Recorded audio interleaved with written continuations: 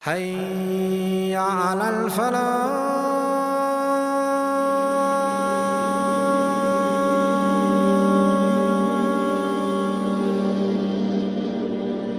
He was a scholar and expert in Quran, Hadith. He studied in Yemen, Morocco, Khurasan. Allahu Akbar, he used to travel distances more than 2 months, 4 months with his friends to learn knowledge. And on top of that, he had extreme financial difficulties to the point where he never asked for any money from anybody. And people offered him, scholars, the government, the khalifas, friends. Imam Ahmad never accepted anything from anybody until he died. His uncle, he used to work for the government, and he used to write letters to the Khalifa, Harun al-Rashid. And a long time passed, and Harun al-Rashid sent a letter to his uncle saying, "Where are all the letters? You're meant to report to me." He's writing reports about people, what they're doing, what they're not doing. So like spying. The uncle said, "I sent them all through Ahmad." He said, "I never received anything." So they called Ahmad along. Imagine 12, 13-year-old boy now coming before the Khalifa, and he's asking him, "Where are all the letters?" Uncle says, "I gave you them all from years, 5 years ago."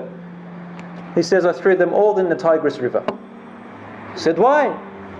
He said, "In it are backbiting and spying on other people, and this is haram. I refuse to do it." The uncle got a little bit upset. The Khalifa looked at him and said, "Don't." He said, "If this young boy has that much piety, how can we compare ourselves to him? He is an example to us." Khalifa Harun al-Rashid said this. Everybody envied this teenager. The perception of Imam Ahmad is that of rigidity, unfortunately. When people say Ahmad bin Hanbal or Hanbali, it is so sad that people attach him and his school of thought to rigidity, strictness, ultra-religious. And Imam Ahmad was also one of those, like the other Imams, who was accused. Allah bears witness of greatness to Himself, that there is no God worthy of worship but Him. And He bears witness to the greatness of His creation of the angels. And He bears witness to the importance and greatness of those endued with knowledge. He was born in the year 164 Hijri, born in Baghdad, died in Baghdad. And he was born in the year when Imam Malik died. But Imam Ahmad started his knowledge at the age of 15 years. Imam Ahmad was one of those, just like Imam Shafi'i and Imam Malik, his inspiration and his channel into knowledge was his mother. Imam Ahmad, raised by his mother. And Imam Ahmad came from a tribe called Banu Shayban.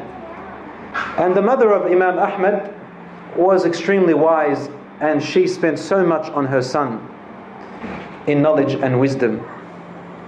She stayed single all her life after the death of her husband, raising and teaching her son Imam Ahmad. And Imam Ahmad loved his mother so immensely. He had a special spot in his heart. In fact, he was 21 years old. And one day he was walking with one of his friends, and he said to him, "Let's cross the Tigris River," for some reason. And he said to him, "No, my mother told me never to cross the Tigris River." Today, a 21-year-old who says, "My mum doesn't let me," imagine what happens to them. She gave up her life. You won't believe this, but Imam Ahmad, because he loved his mother so much, and he knew the sacrifice she had done for him, he did not marry so long as his mother was alive. Because he also wanted to dedicate his time and his years for his mother.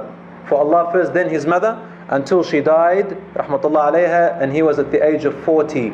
He married at the age of 40, subhanallah. His first wife was Aisha, Salih. She lived with him for 30 years. In these 30 years, her and I never disagreed on a single word. After she died, Imam Ahmad married another wife. Her name was Rayhan. and from her was his second son, Abdullah. Salih and Abdullah became scholars and muhaddithin. Imam Ahmad, after Rayhana, she died as well, and he lived on. He married again, and he had 2 children after the age of 74 years. He died at 77. And his kids were still babies when he died, rahmatullahi alayh. As for Imam Ahmad, what he looked like, he was an Arab, tall, dark. He dyed his hair with henna. He was very clean, well groomed. He memorized the whole Quran at a young age. And he was among the few youngsters who read and wrote. Imam Ahmad was the top in his rank in hadith. The middle or the balanced amount that he is said to have memorized is 700,000. He produced these hadiths in a famous book called Kitab al-Musnad. Imam Ahmad, what a determined man. Someone who makes a decision and sticks to it to the end. His first teacher was, guess who? Was Abu Yusuf al-Qadi, who was the first student of Imam Abu Hanifa. His second teacher, Haytham ibn Jumayl. The third teacher he had was Yazid ibn Huraway, and he was a very powerful and influential teacher, Yazid. As for the fourth teacher was Abdul Rahman ibn Mahdi, the scholar who encouraged al-Shafi'i. His fifth teacher, Waqi' ibn al-Jarrah. His sixth teacher was Abdul Razzaq ibn Humam from Mecca. Seventh teacher was Imam al-Shafi'i. And it was Imam al-Shafi'i who was his greatest and most influential and loved teacher of all of them. Imam Ahmad said, I have never made more dua more than for Imam al-Shafi'i. He said to his son, my son al-Shafi'i was like the sun to the world. And he was the medicine and health for people. So look, can you find that you can be without the sun and without health? No. He also said about Imam al-Shafi'i, I make dua for al-Shafi'i in my salat. Every prayer for 40 years he used to say, oh my Lord, forgive me and my parents and Muhammad, son of Idris al-Shafi'i. In Mecca, Imam Ahmad went there one day. And he was still in his 20s or so, so he's a young man. Imam al-Shafi'i was still in his early times, wasn't very popular yet. And he had a friend by the name of Yahya ibn Ma'in. And he was his friend in lessons, in study. When they used to go to Mecca, there was a teacher named Sufyan ibn Uyayna. So one day, his friend Yahya ibn Ma'in, he noticed that Imam Ahmad was not in the circle with them, with Imam Sufyan ibn Uyayna. Sufyan ibn Uyayna, an extraordinary scholar of his time and even till today. He looked and he saw Imam Ahmad, the young man, sitting in in the circle of Imam al-Shafi'i. Now at that time, Yahya did not know who Imam al-Shafi'i wasn't popular yet. He just looked like a Bedouin, just like a Bedouin, Imam al-Shafi'i. He thought, what's Imam Ahmad sitting with a Bedouin? He went there and he sat with Ahmad and just a few people around this circle. He said, Ya Imam, what are you doing, Ahmad? He said, come here, come here. He said to Yahya, he said, listen to this man. He said, but Imam Sufyan, because just listen for a second. He sat down and listened. And he said, it's impressive. He said, but why did you leave Imam Sufyan ibn Uyayna to come to a Bedouin? He said, with Imam Sufyan, if you listen to him and you missed out something, you can ask him tomorrow. As for this man, the words you hear for him, if you don't hear him first time, you will never hear them from anyone again. This man is something different. Yahya said, but okay. He went and sat back with Sufyan. Afterwards, only in a matter of about 2 or 3 years, Imam al-Shafi'i's circle was the largest in all of Mecca, and everybody left all the circles and sat with Imam al-Shafi'i. What does that tell you about Imam Ahmad? He had a foresight, and so he became his great teacher. The trial in his time, he went through a trial more than any other Imam went through of this issue called the creation of the Quran. There was a group called al-Mu'tazila, and they started off even before, from the time of Abu Hanifa, but they never came up until the time of Imam Ahmad, where they really started to show. Now, what happened? This group of people came along and they said, the Quran is not the word of Allah, it is the creation of Allah. because speech is created and speech came after Allah. Therefore the Quran is speech and it is created like you and me. It is not the words of Allah. So therefore they're implying the words of Allah are not perfect. And they said, they used their words and their evidences of philosophy and ilm al-kalam. They came out in the time of Harun al-Rashid. Then he died. Al-Khalifa al-Ma'mun came up. And then Al-Mu'tasim, his brother, followed by his son Al-Wathiq. So Al-Ma'mun was the first. He didn't believe in that. But there was a man who came out. He was a faqih. He understood scholar in religion, but he was affected by the philosophy and dialectics of the Greeks and so on and so forth. He made up this thing and he came to the Khalifa al-Ma'mun and he convinced him about the khalq of the Quran. Al-Khalifa al-Ma'mun, unfortunately, even though he was a very learned man, he influenced him and he believed what he believed. At first, Al-Khalifa al-Ma'mun did not impose it on people. He said, I believe in this, but he didn't impose it. But then this man, no, you have to tell the people this is part of Aqeedah and have to agree on it. And if they don't agree, it is disbelief. So then after 3 years, Al-Ma'mun stood up on this rampage. He said everybody must accept it. And he came to all his workers and his government officials and he said, start with my judges and start with the scholars that work for me. They have to believe in it. About 30,000 imams. It's halal because of their lives, yielded. They all said the Quran is created. Only a number of them. Some of them, they did a trick. They said, the Quran, the Zabur, the Zams and the Torah, these 4 are created, meaning my 4 fingers. The government understood, the Khalifa liked it, and he said, well, okay. Finally came Imam Ahmad and 3 friends of his who were contemporaries. They came to him and they asked him the question, what do you say? They said, the Quran is the word of Allah, not created. The Khalifa ordered that they be put in chains and brought as prisoners. When they came to that, 2 of his friends, the ulama, they yielded. They said, no, it's created. They couldn't withstand it. Our family, our children, and they were left behind. Then it was Imam Ahmad and his favorite friend, Yahya ibn Ma'in. Yahya ibn Ma'in was resilient. They put the chains in him and on their way. But even Yahya yielded. On his way, Imam Ahmad, this is now where the karamat come in. On his way, he made a dua. He said, oh Allah, do not let me meet Ma'mun. The second day, they came back and they said, you have to be returned. Why? He said, your sentence has been suspended. The Khalifa died. But before that, Al-Mu'tasim, his brother, took over. Al-Mu'tasim was not a scholar. He was a military commander. So he was tough, was ruthless, and his brother Al-Ma'mun, he loved him a lot. Al-Ma'mun, before he died, requested him, he said, make sure that there is no alim or judge except that you make sure that he believes and says that the Quran is created. Al-Mu'tasim did not care about anything else. All he wanted is to carry out his brother's order. My brother said it, I'm going to do it, I don't care who it is. And so he carried it out again. And so Imam Ahmad was brought into chains one more time on his way. Subhanallah, it was not an alim. It was not a scholar or a shaykh or a judge who came to him to give him strength. You know who came to him? A simple Bedouin who hardly knows anything, even reading or writing. He came up to him and he said, Ya Imam, I hear that you have been summoned to say that the Quran is created. Ya Imam, stand strong. Never say these words. Imam Ahmad said, Allah, this is from Allah, a support. Allah is sending a Bedouin from the desert. Which scholar is going to do? All the scholars said, we yield. A Bedouin from the desert. And he was brought before the Khalifa in Baghdad. It was hot. It was deadly. It was Ramadan. Al-Mu'tasim was fasting.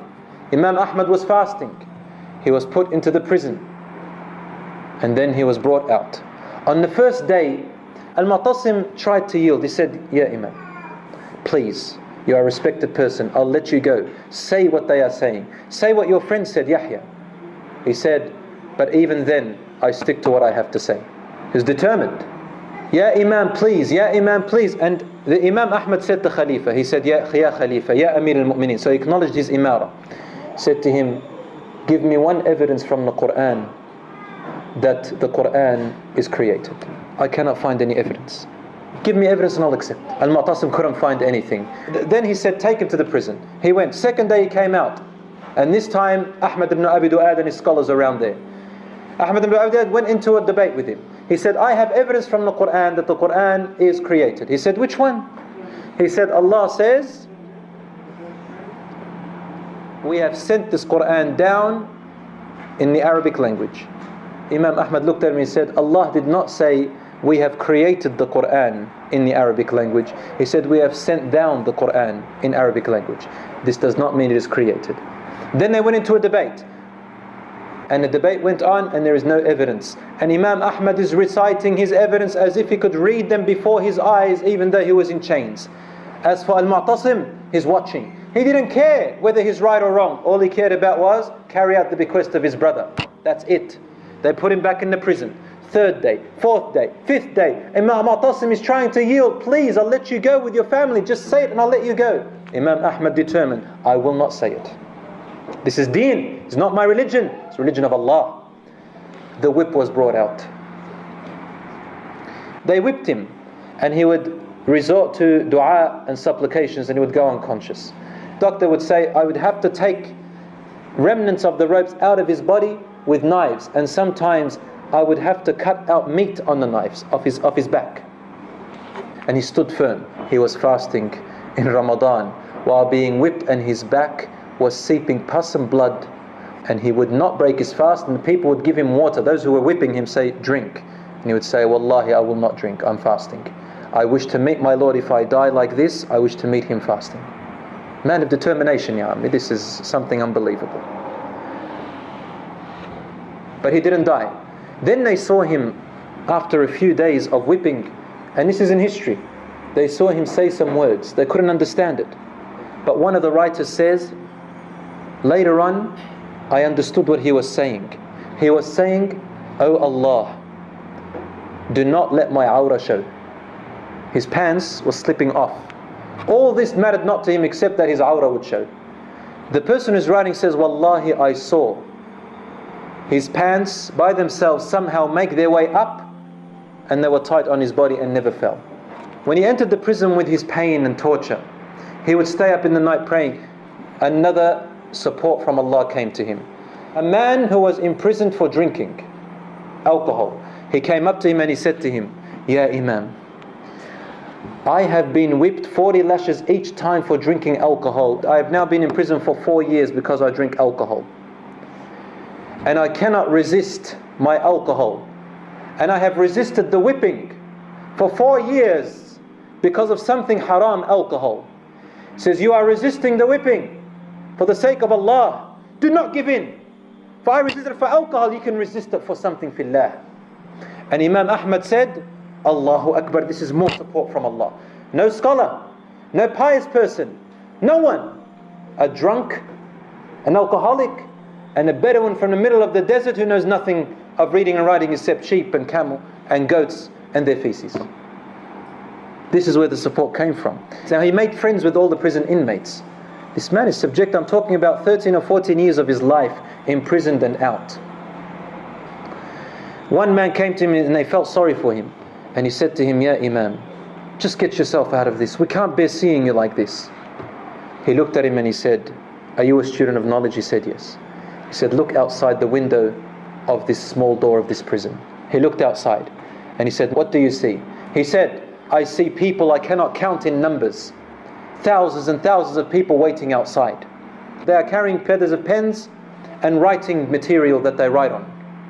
He said to them, they are students of knowledge. They are waiting for what I have to say. And for the generations to come in the future, this is what the knowledge will be. I am the last standing on this. I must stand firm. The Khalifa, Al-Mu'tasim, died. And Al-Wathiq, his son, took over. Same thing, was affected by. But this time Al-Wathiq, he looked at Imam and he saw that there was social issue. He didn't want an uprising against him, because the amounts of people who were sympathizing with Imam Ahmad were too many. So he had to stop the torture and take off his chains. For several years Imam Ahmad taught the students from behind bars, until finally one day he stood him up, and this Ahmad ibn Abi Du'ad was standing there. Al-Wathiq was sitting.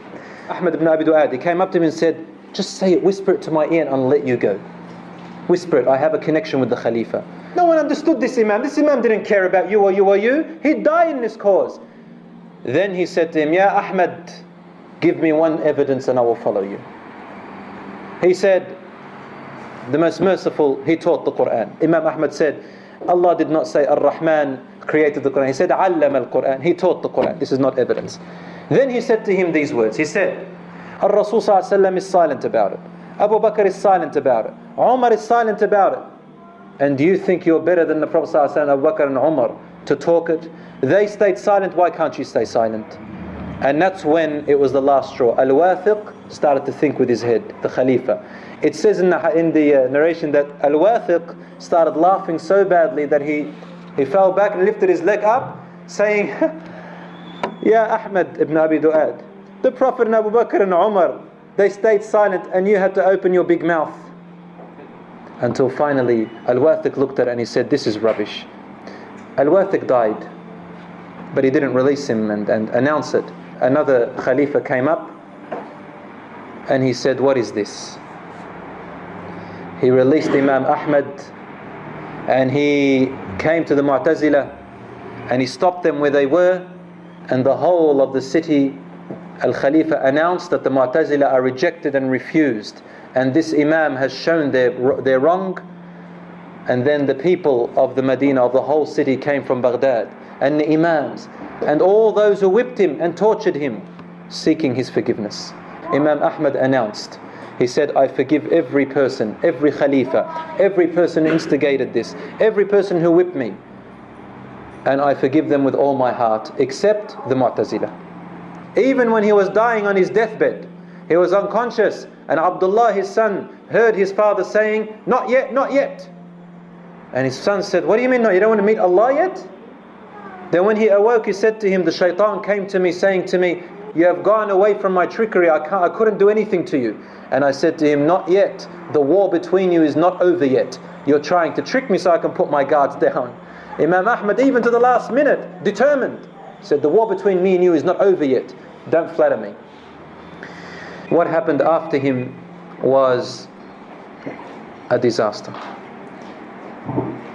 His students became overzealous, and they began to become too rigid, too strict, beyond measure. Saying, some of them even went to the extent of saying, after the Prophet Muhammad ﷺ, no one is more important or valuable or pious than Imam Ahmad. They went to the extent of saying, there is no greater faqih than Imam Ahmad on the face of the earth. So much so that taking the law into their own hands, going beyond the Khalifa, they would instigate something in order to prove the madhab of Imam Ahmad to be right, just to pick up a fight. His son Salih married a wealthy woman, and he bought some expensive furniture, about 4,000 dirhams. One day a fire lit up in his house and burnt all the furniture and everything. And this was after his father's death. Imam Salih said, he said, I am not upset because my furniture was burnt, but because I kept this garment which my father used to wear, and he gave it to me after his death. Every time I prayed, I wore it. Every time I went to the masjid, I wore it. Every time I gave a halaqah, I wore it. So he entered into his house and he saw everything burnt. He looked, and guess what? He found the garment unburnt.